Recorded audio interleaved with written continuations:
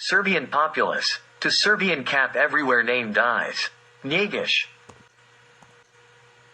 There can be no serious politics or national program for a country whose population consists mainly of elderly individuals and a small number of inhabitants.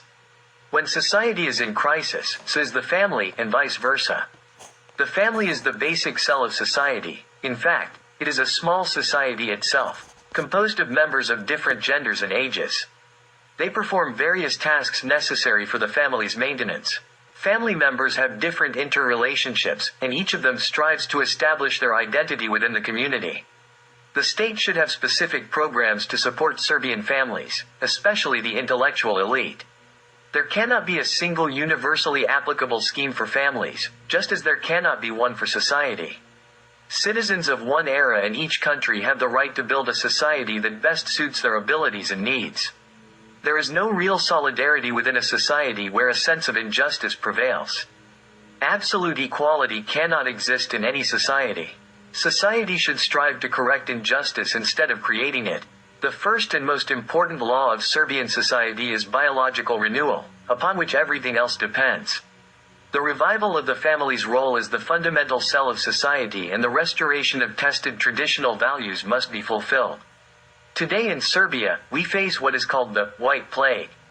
Other nations have faced similar problems and successfully overcome them. We can learn from their examples.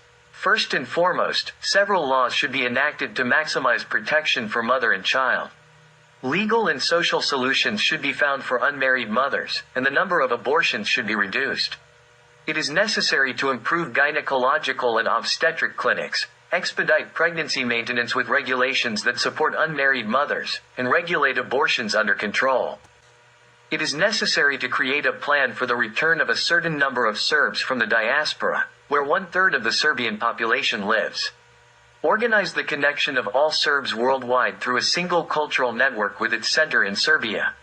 This has already begun through the Sardonia Institute of Serbian Studies.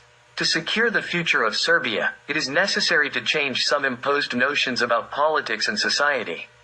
The basis of new understandings comes from the rehabilitation of simple truths. The national ideal should rise above selfishness, greed, and irresponsibility. Lost in the whirlpool of negative events and discouraged, yet rebellious and misunderstood, Serbs feel abandoned by all friends, even by their political leadership. They are intolerant towards each other and lose their courtesy in dealing with one another, sometimes even losing their critical spirit. They are morally isolated from each other, although living crowded in numerous residential blocks and anarchically built settlements. For over half a century in Yugoslavia, a policy of depopulating Serbia and breaking up the Serbian nation in families was pursued. The consequences of such a policy are very serious, and therefore, it is necessary to change all factors that enabled such a policy and carry out a kind of action that would resemble a silent revolution. First and foremost, it is essential to put an end to the passivity of citizens towards negative phenomena and instill a form of national awakening into their habits. The state of mind within a nation is crucial, as it can transform a small and impoverished nation into a significant historical actor and an irresistible conqueror of great empires. Timidity can bring down any empire, regardless of its overall strength and armed force. The distribution of Serbian and non-Serbian populations in Serbia must also be taken into account. Alongside full rights and respect for all citizens of Serbia, the non-Serbian population should be accustomed to living together with Serbs, rather than being separated and living in isolation.